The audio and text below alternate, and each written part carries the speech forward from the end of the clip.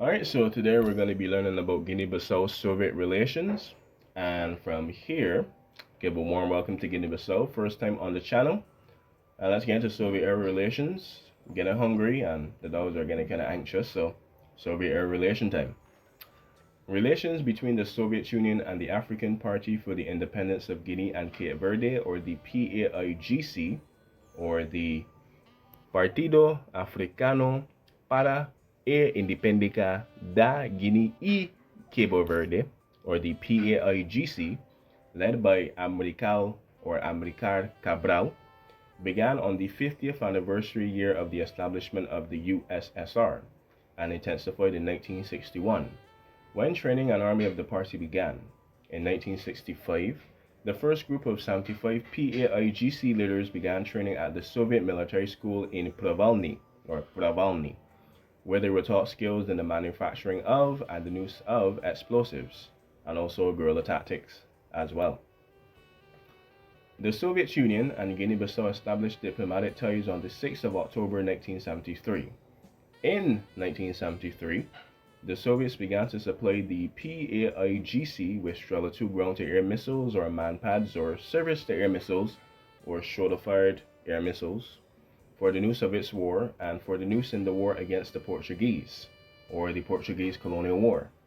On the 21st of February 1975, a number of agreements were signed by the two states covering economic, technical, cultural, and scientific cooperation.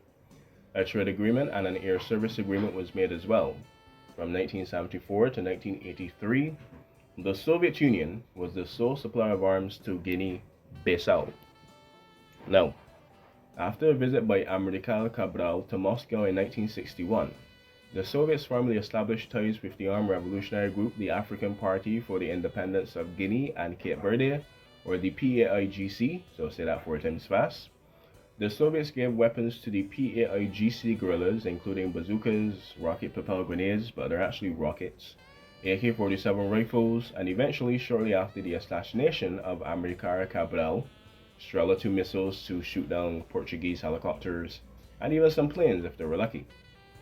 The Soviets also provided guerrilla warfare training for the PAIGC fighters at Provalny, or the Provalny School in Ukraine, as well as training for nurses as well to, help the soldiers.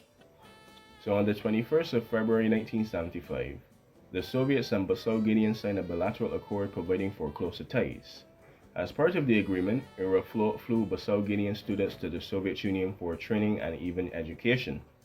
Between 1973 and 1992, about 3,000 young Bissau Guineans studied on scholarships in the Soviet Union. An additional 3,000 scholarships came from Cuba and 61 from East Germany. Many other such cultural, economic, and even technical treaties were signed between the two nations.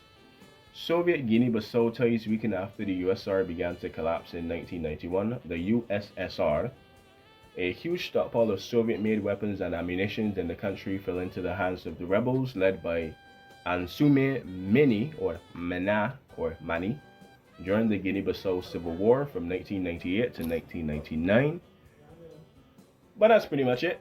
So from here, hope you enjoyed, hope you learned something, and until next time, I'm hungry, you're hungry, I'm gonna get some food, and until next time, dogs didn't catch me, dogs could kiss my ass, but we did it anyway. With that being said, and that tirade over, hope you enjoyed, hope you learned something, and until next time, bye bye, or as they say in Portuguese, ciao.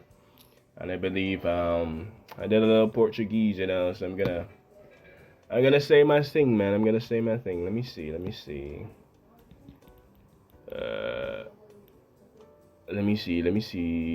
Not Irish today, buddy. His voice say, aprende algo coisa. There we go. Aprenda alguma coisa. Anyway, until next time, hope you enjoyed, hope you learned something, and bye bye.